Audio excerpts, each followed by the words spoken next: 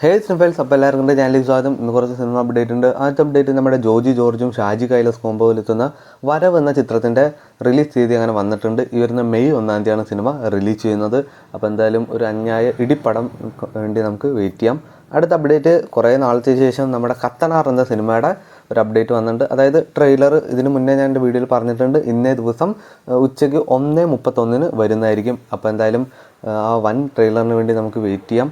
അടുത്ത അപ്ഡേറ്റ്, നമ്മുടെ കുറേ നാൾ പണ്ടേ മുതലുള്ള റൂമറാണ് നമ്മുടെ ബേസിൽ ജോസഫ് അല്ലു അർജുൻ ചിത്രം, അതായത് ശക്തിമാൻ എന്നൊരു പേരിൽ, അത് തന്നെയാണോ എന്ന് അറിയില്ല, മേ ബി സംഭവം കണ്ടൻറ്റൊക്കെ മാറിയേക്കാം. എന്തായാലും ഒരു സൂപ്പർ ഹീറോ ഫാൻറ്റസി പരിപാടി തന്നെ ആയിരിക്കും. അപ്പോൾ എന്തായാലും ഈ അടുത്ത് തന്നെ വരുന്നതായിരിക്കും. അല്ലു അർജുൻ്റെ 25ാമത്തെ ചിത്രമായിരിക്കും ബേസിൻ്റെ ഒപ്പം ഉള്ളത്.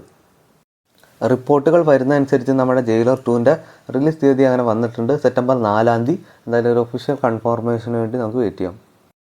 പാട്രിയോട്ട് എന്ന സിനിമയുടെ 3 മിനിറ്റ് 29 സെക്കൻഡ് ദൈർഘ്യമുള്ള ആ ട്രെയിലർ ഈ വരുന്ന ഈസ്റ്റർ പ്രമാണിച്ച് റിലീസ് ചെയ്യാനാണ് അവർ തീരുമാനിച്ചിരിക്കുന്നത്. മേ ബി ഒരു ഓഡിയോ ലോഞ്ചൊക്കെ വെച്ചിട്ടാവാം വെക്കുന്നത്. മേ ബി അതിൻ്റെ അപ്ഡേറ്റ്സ് ഈ അടുത്ത് തന്നെ വരുന്നതായിരിക്കും.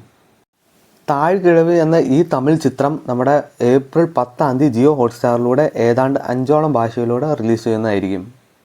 കാട്ടാളൻ എന്ന സിനിമയുടെ ഒരു പുതിയ അപ്ഡേറ്റ് ഈ വരുന്ന ഏപ്രിൽ 1-ാം തീയതി വരുന്നതായിരിക്കും. ഒരു സോങ് അല്ലെങ്കിൽ ഒരു ടീസറിൻ്റെ അപ്ഡേറ്റ് ആയിരിക്കും. ഏതെങ്കിലും ഒന്ന് അന്നേ ദിവസം വരുന്നതായിരിക്കും. വെള്ളയപ്പം എന്ന ഈ മലയാള ചിത്രം ഈ വരുന്ന ഏപ്രിൽ 3-ാം തീയതി നമ്മുടെ സൺ നെസ്റ്റിലൂടെ സ്ട്രീം ചെയ്യുന്നതായിരിക്കും. അപ്പോൾ ഇതൊന്ന് OTT വാർത്തകളും സിനിമ വാർത്തകളും അറിയാൻ വേണ്ടി ചാനൽ സബ്സ്ക്രൈബ് ചെയ്യുക, കൂടെ സപ്പോർട്ട് ചെയ്യുക.